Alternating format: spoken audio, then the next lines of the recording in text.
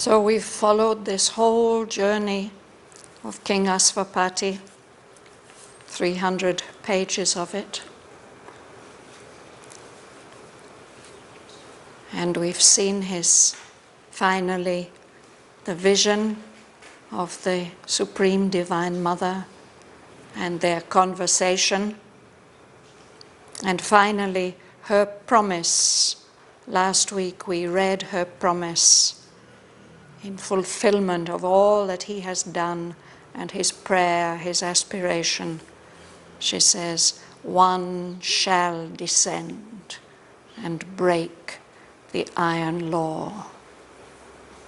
Nature shall overleap her mortal step. Fate shall be changed by an unchanging will. This is the promise of the birth of Savitri.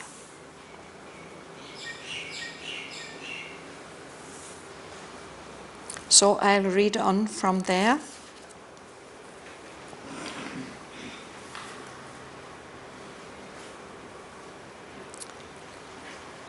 As a flame disappears in endless light, immortally extinguished in its source, vanished the splendor and was stilled the word. An echo of delight that once was close, the harmony journeyed towards some distant hush, a music failing in the ear of trance, a cadence called by distant cadences, a voice that trembled into strains withdrawn.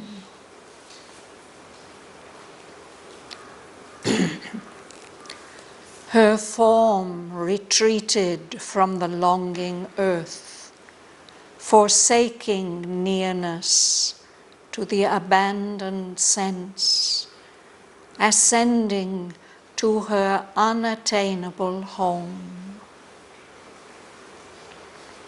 Lone, brilliant, vacant lay the inner fields. All was unfilled, inordinate spirit space, indifferent waste, a desert of bright peace.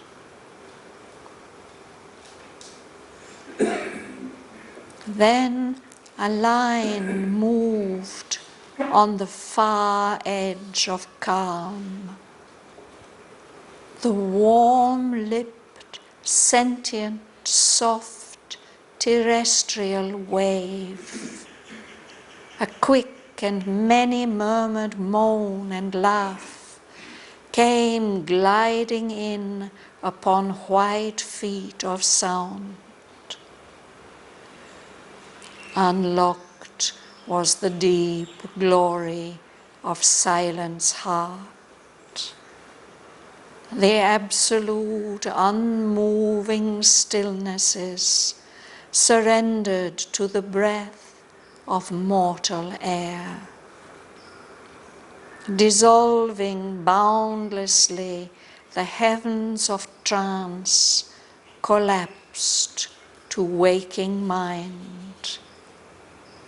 Eternity cast down its incommunicable lids over its solitudes remote from ken, behind the voiceless mystery of sleep. The grandiose respite failed the wide release.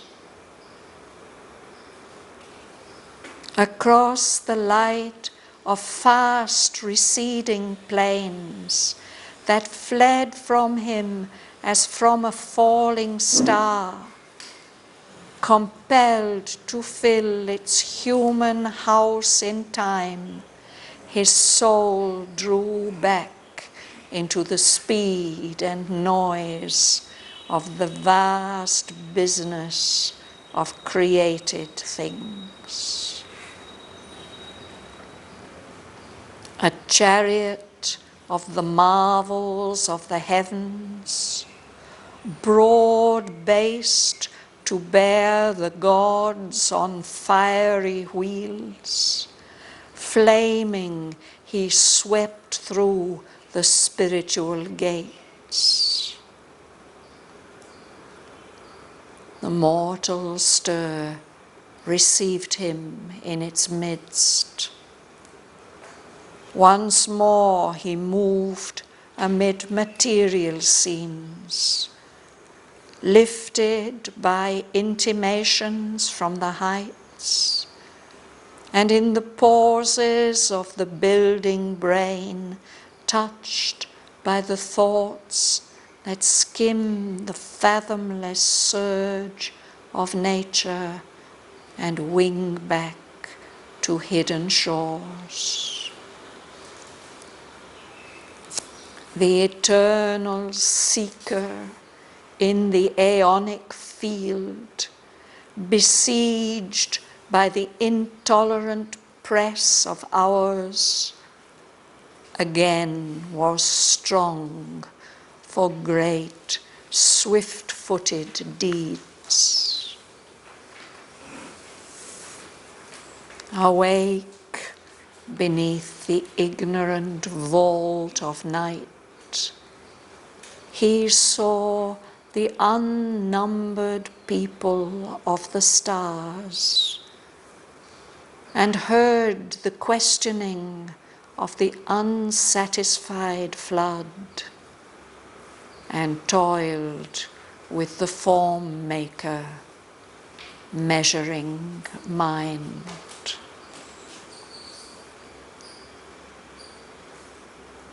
A wanderer from the occult, invisible suns, accomplishing the fate of transient things.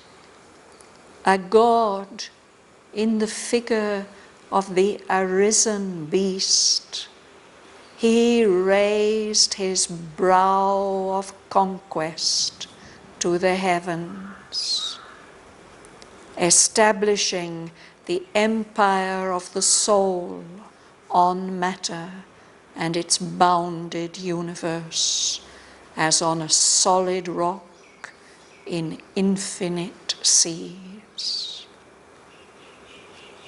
The Lord of life resumed his mighty rounds in the scant field of the ambiguous globe.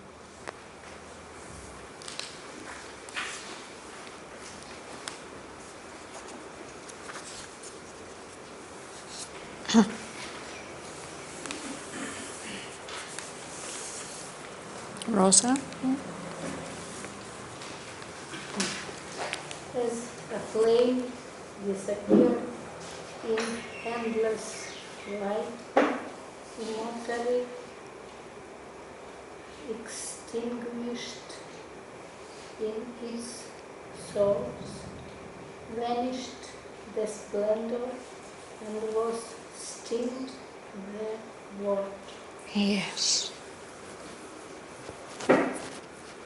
So there's an image, if you have a little flame, if suddenly there's endless brilliant light, you don't see the light of that little flame anymore. So it is in that way that the mother withdraws. The splendor vanishes into a kind of absolute light. It's immortally extinguished in its source. This is a kind of paradoxical way of putting it. if something is extinguished, if we extinguish a fire or a flame, it goes out, it's finished, it's gone. But he says it is immortally extinguished in its source. This flame doesn't die. It just returns to its source and it will be there always. So this splendor, this vision of herself which she has given to Asvapati, it vanishes. And this word which she was speaking falls silent. Vanished the splendor and was stilled the word.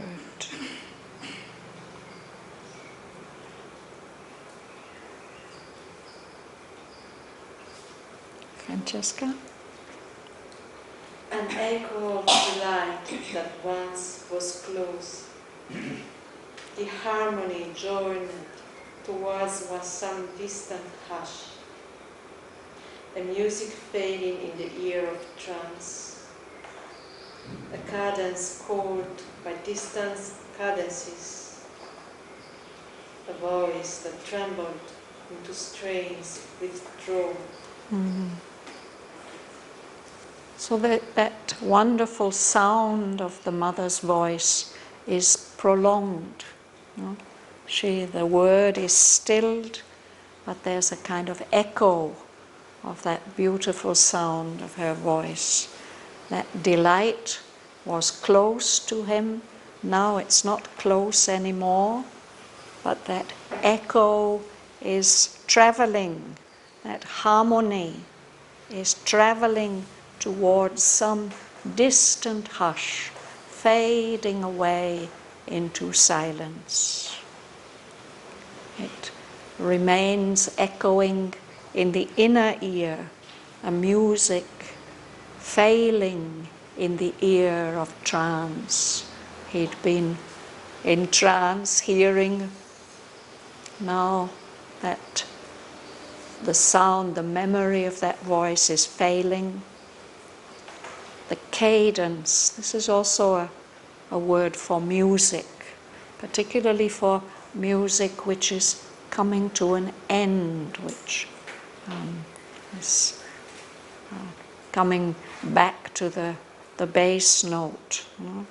So there's that sound, and then it's called by similar sounds further and further away. So he goes on hearing it as a voice trembling into strains of music that are being withdrawn, fading away. A voice echoing.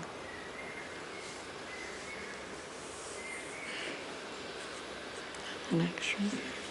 Her form retreated from the longing world, forsaking nearness to the abundant sense, ascending to her unattainable goal. So this form in which the mother had expressed herself, it moves away from the longing earth represented by Asvapati. It's as if he's holding the whole aspiration and longing of the earth in himself.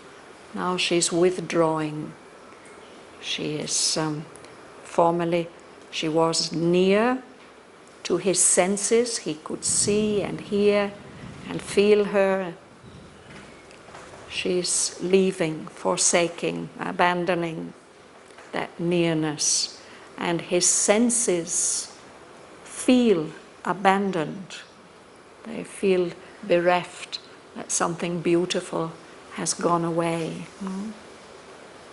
But she is ascending to her home, which is unattainable.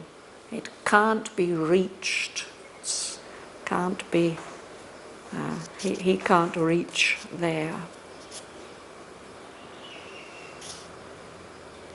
Prasanna? Low, delayed, vacant lay the inner fields. All was unfilled, inordinate spirit schools, indifferent, waste, So those inner fields, the spaces of his inner self, now they feel abandoned, they feel alone. They're still brilliant, full of light, but they feel empty, vacant. Something is missing. They are indifferent. It's as if there's no interest anymore. The mother's presence has gone. No? They're waste like a desert. It's full of bright peace, but nothing attractive there. She has left. A desert of bright peace. Martin?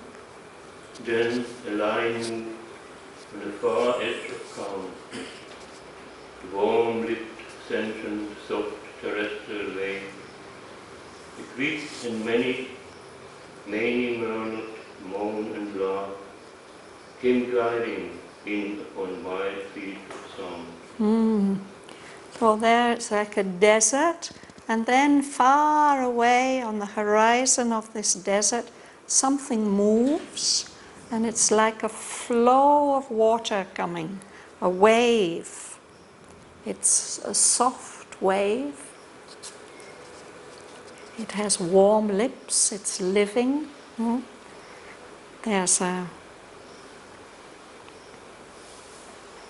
It's sentient, it has senses, and it makes a sound.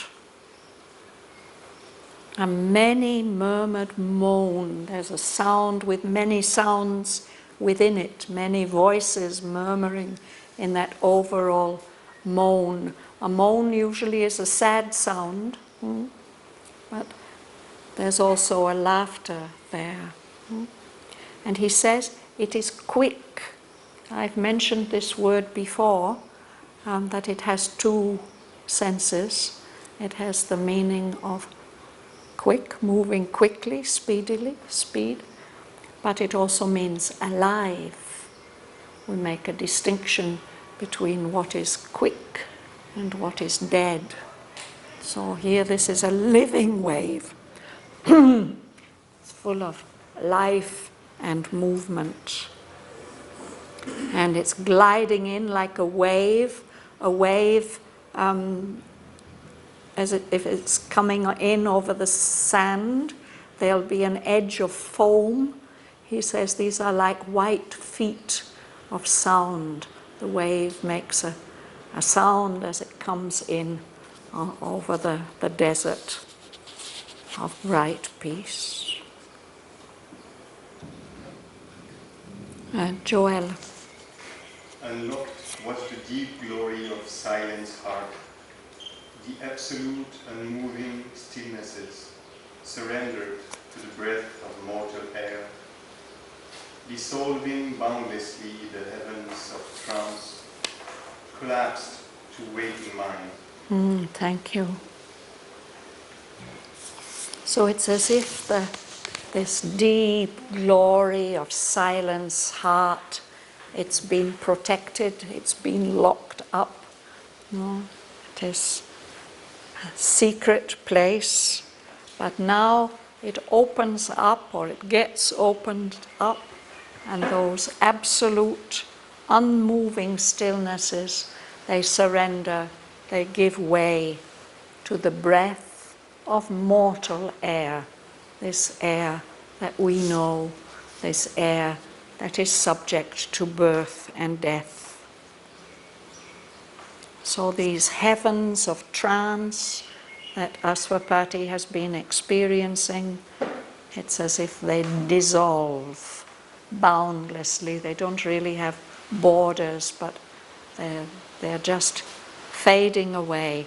They collapse, he says, to waking mind. That trance dissolves, and it's like some kind of a fall, and he is in the ordinary state of waking mind. And you notice that here we've got a full stop in not at the end of the line. It's rather unusual in the poem, and it reinforces this feeling of collapse, no? Coming in that way here.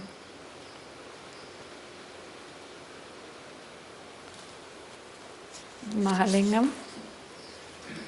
Eternity cast down its incommunicable lids, all its solitudes, remote from ken, behind the voiceless mystery of sleep. So it's as if the eyes of eternity have been open. When he says lids, it suggests the eyelids. Now it closes its eyes. It casts down these lids, these eyelids, which are incommunicable. We can't say anything about these eyes of eternity, these eyelids. There's some kind of mystery. And by closing the eyes, it hides those solitudes, those lonelinesses that are remote from ken. Our ken is what we know, what we understand, what we can grasp. So there's this common phrase, so we say that something is beyond our ken. It's beyond what we know and it's beyond what we can understand. So those solitudes, those lonely spaces that he's been in with the mother, now they get covered up. Those solitudes are now lying behind this voiceless mystery of sleep, as if the eternal being has withdrawn into its sleep state, its state of deeply indrawn and concentrated wisdom. Would you like to read? Yes?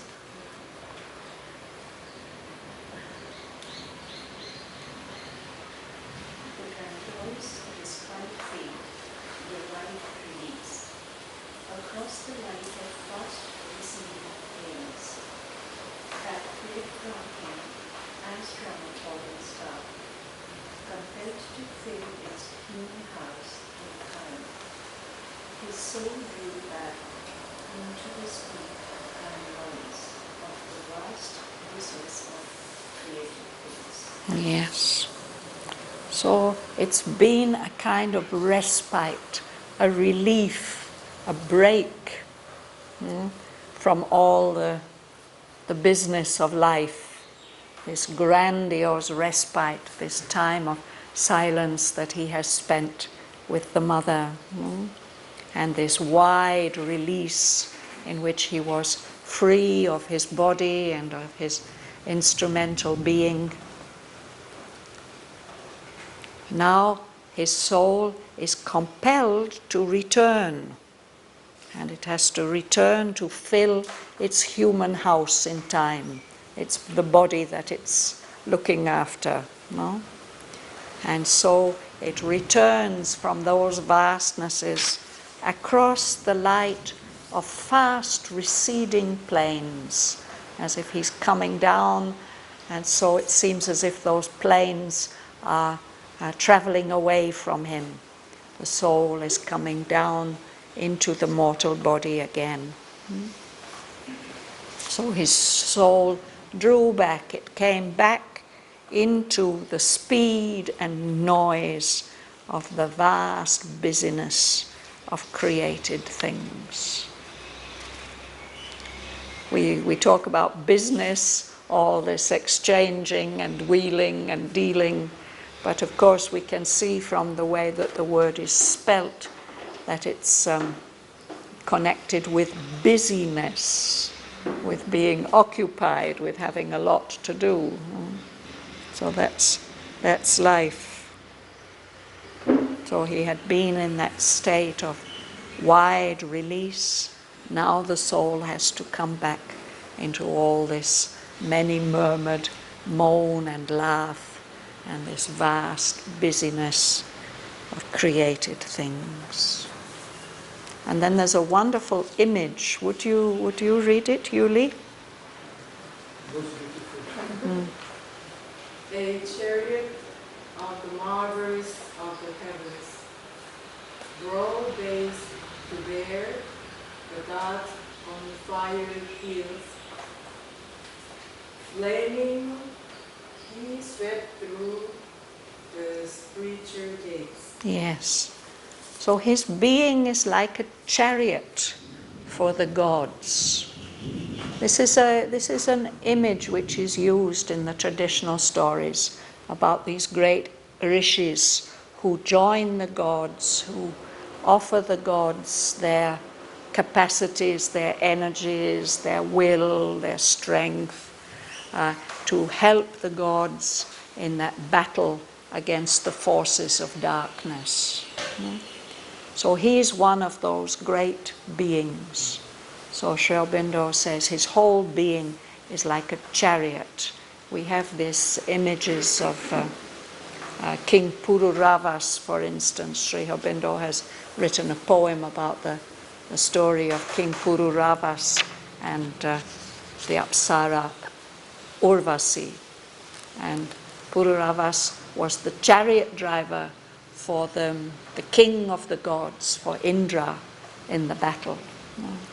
So Asvapati, he shows him like that his being is a vessel, a chariot, a vehicle in which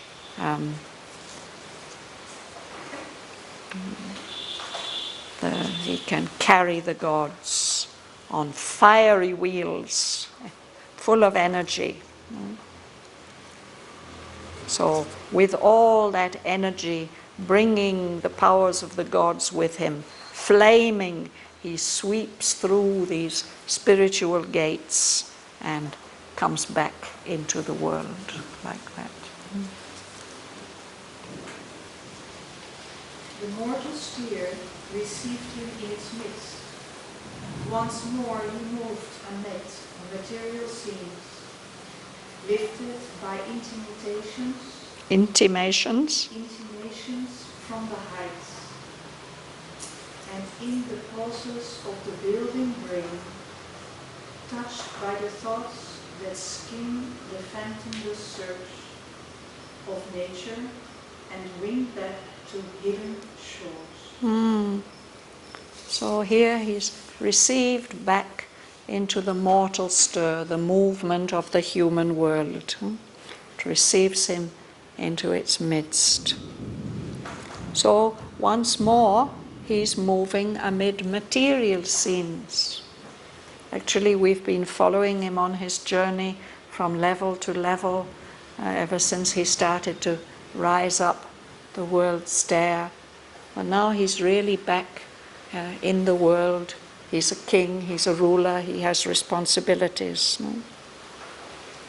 But he's still uplifted sometimes by intimations, by messages or hints from the higher levels. And when the building brain, the active mind pauses, when it becomes silent, then he's touched by thoughts, those thoughts which just come down like great birds and skim the fathomless surge of nature as if they just touch the sea for a moment or the lake, and then they wing back to where they came from those hidden shores. There are thoughts that are not products of human brains, not coming from the lower levels. They come from above, they just touch for a moment, and then whoops, off they go again. They come in the pauses of the building brain. To skim, it means just to touch the surface of the water. And then they fly back to those hidden shores on the higher levels. James.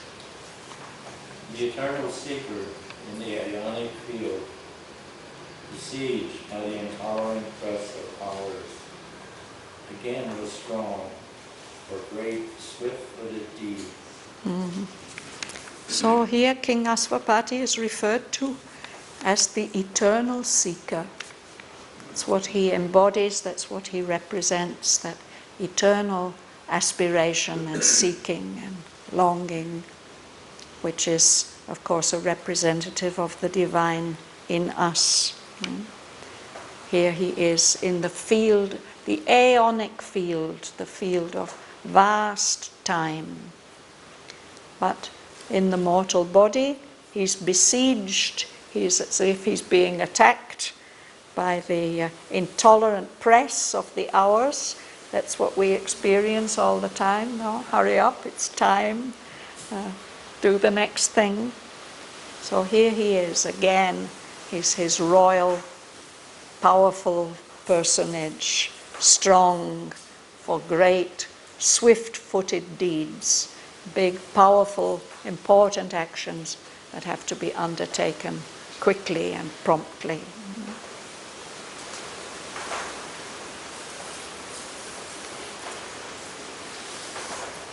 Varadarajan. Beneath the ignorant walls of night, he saw the unnumbered people of the stars and heard the questioning of the unsatisfied breath and toiled with the form maker measuring mind.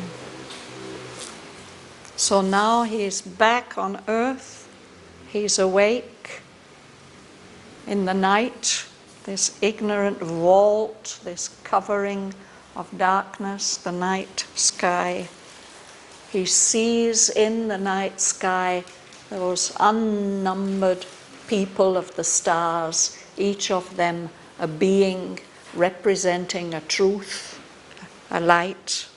He sees them there lighting up the night of ignorance. And he hears that questioning of the unsatisfied flood, the flood of life. Why, what, where, when? Always unsatisfied. And the tool that he has to use is the form maker, measuring mind. Mind that assesses limits and possibilities, creates forms, and he is a master of the mind. He uses that. He toiled with the form maker, measuring mind.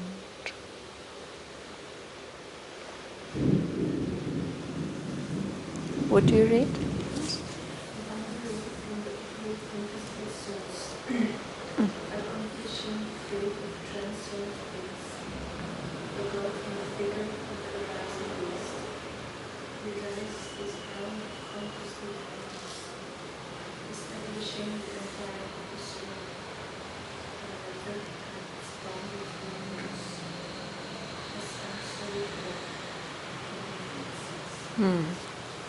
So again, this is Asvapati. He comes as a wanderer, a traveller from those countries, those regions which are ruled by suns, great burning lights of truth, which are hidden and invisible to us.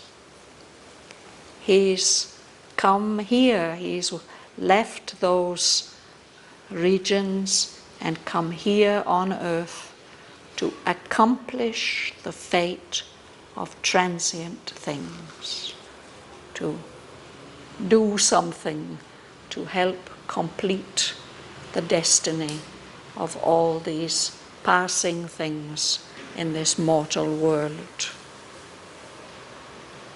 In his inner being, he is divine, he's a god.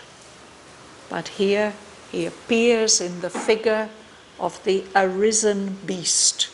That's us, the erect, the naked ape standing up on our back legs. Still very much animal in our being. But he's got this godlike consciousness, so he lifts his brow of conquest. He's a conqueror, a warrior. He looks up to the heavens and he rules, he establishes here on earth the rule, the empire of the soul, basing it here on matter and this bounded universe of matter, which seems to be limitless, and yet it's bound in this material dimension. So he uses this material world as a base, as a solid rock in the midst of those infinite seas of other energies. Bhavan. The Lord of life resumed his mighty rounds in the scant field of the endless globe.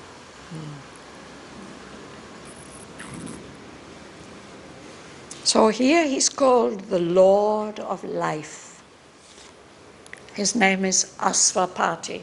That means the Lord of the horse, the life energies.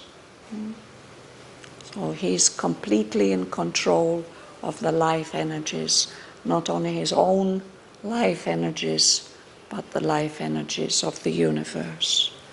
And now he's come back to the earth and he takes up again his mighty rounds, as if he's going around and looking and seeing everything that's happening. And for him, he is so mighty in his rounds, this field of the earth seems to be very limited. Scant means not enough. Small, the small field of this globe, this ambiguous globe. It's ambiguous because it seems to contain all the dualities, all the opposites. It's difficult for us to discern any clear trend and say it's like this or it's like that. It's very difficult to understand this complex and ambiguous globe. Ambiguous, that has more than one meaning. So.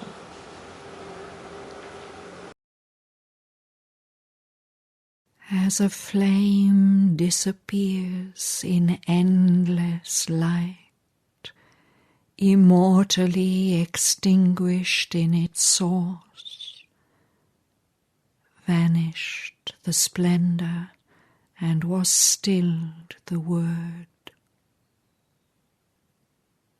An echo of delight that once was close, the harmony journeyed towards some distant hush,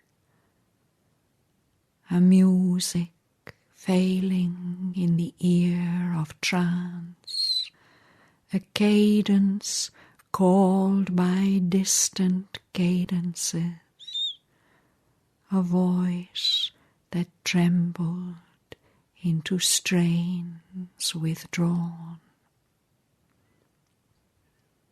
Her form retreated from the longing earth, forsaking nearness to the abandoned sense, ascending to her unattainable home.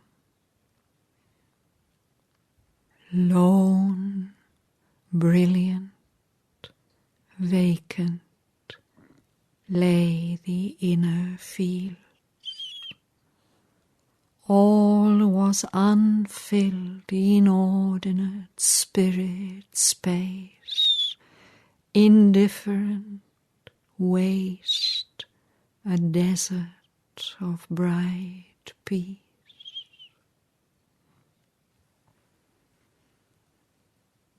Then a line moved on the far edge of calm, the warm-lipped, sentient, soft terrestrial wave, a quick and many-murmured moan and laugh came gliding in upon white feet of sound.